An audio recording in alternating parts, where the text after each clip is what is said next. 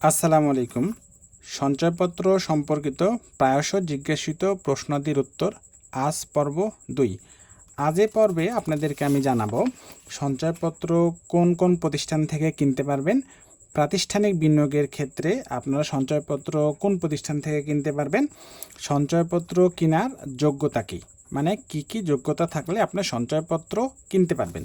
চলুন, কোথায় সঞ্চয়পত্র কিনতে পাওয়া যায়। 4টি প্রতিষ্ঠান হতে সঞ্চয়পত্র কিনতে পাওয়া যায়। 1. বাংলাদেশ ব্যাংকের সকল অফিস, সদরঘাট ও ময়মনসিংহ অফিস ব্যতীত। 2. শরিয়া ভিত্তিক ব্যাংক ব্যতীত সকল তফসিলি ব্যাংক, অর্থাৎ ইসলামী যে ব্যাংকগুলো আছে সেই ব্যাংকগুলো ব্যতীত অন্য সকল তফসিলি ব্যাংক থেকে আপনারা কী করতে পারবেন, সঞ্চয়পত্র কিনতে পারবেন। জাতীয় সঞ্চয় অধিদপ্তরের অধীনস্থ সকল সঞ্চয় ব্যুরো অফিস এবং ডাকঘরসমূহ, অর্থাৎ পোস্ট অফিস। দ্বিতীয় প্রশ্ন, যে প্রাতিষ্ঠানিক বিনিয়োগের ক্ষেত্রে সঞ্চয়পত্র উল্লেখিত সব প্রতিষ্ঠান থেকে কি কিনতে পাওয়া যাবে, মানে উপরের প্রতিষ্ঠান থেকে আপনারা কি প্রাতিষ্ঠানিক বিনিয়োগ করার ক্ষেত্রে সঞ্চয়পত্র কিনতে পারবেন কিনা। উত্তর হচ্ছিল না।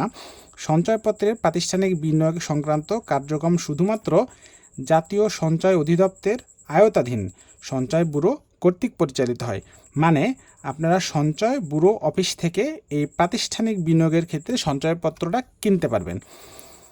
3 নম্বর প্রশ্ন, সঞ্চয়পত্র কারা ক্রয় করতে পারবেন। আমরা জানি যে 4 ধরনের সঞ্চয়পত্র বাংলাদেশে চালু আছে। প্রথম, 5 বছর মেয়াদি বাংলাদেশ সঞ্চয়পত্র। এই সঞ্চয়পত্রটা আপনারা প্রাপ্তবয়স্ক বাংলাদেশি নাগরিক একক অথবা যুগ্ম নামে কিনতে পারবেন। প্রাতিষ্ঠানিক পর্যায়ে আমি আসলে এতগুলো পড়লাম না, আপনাদের যদি কারো লাগে আপনারা পড়ে নেবেন। পারিবারিক সঞ্চয়পত্র, মাথায় রাখবেন 18 বছরের বেশি নারীদের জন্য কিন্তু পারিবারিক সঞ্চয়পত্র। একজন পুরুষ পারিবারিক সঞ্চয়পত্র কিনতে পারবেন, কিন্তু তার বয়স হইতে হবে 65 বছরের বেশি। আবার এছাড়া যারা শারীরিক প্রতিবন্ধী তারা এই পারিবারিক সঞ্চয়পত্রটা কিনতে পারবেন। চলুন দেখি কী লেখা আছে এখানে। 18 বছর বা তনূর্ধ্ব বয়সের যে কোনো বাংলাদেশি নারী, 65 বছর ও তনূর্ধ্ব বয়সের যে কোনো বাংলাদেশি নাগরিক, প্রাপ্তবয়স্ক শারীরিক প্রতিবন্ধী বাংলাদেশি নাগরিক। তবে শর্ত থাকে যে প্রতিবন্ধিতার বিষয়টি সংশ্লিষ্ট জেলা সমাজসেবা কার্যালয় কর্তৃক সত্যায়িত হতে হবে। 3 মাস অন্তর মুনাফাভিত্তিক সঞ্চয়পত্র। ব্যক্তি পর্যায়ে প্রাপ্তবয়স্ক বাংলাদেশি নাগরিক একক বা যুগ্ম নামে। প্রাতিষ্ঠানিক পর্যায়ে আমি পড়লাম না, ভিডিওটি বড় হয়ে যাবে, আপনারা একটু যাদের লাগে পড়ে নেবেন।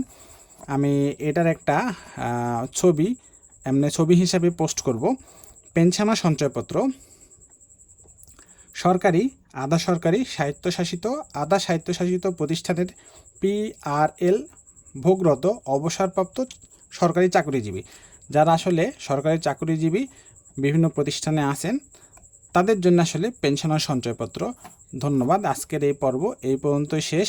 আগামী পর্বের জন্য আগামীকাল সকাল 8টা পর্যন্ত অপেক্ষা করুন। ধন্যবাদ।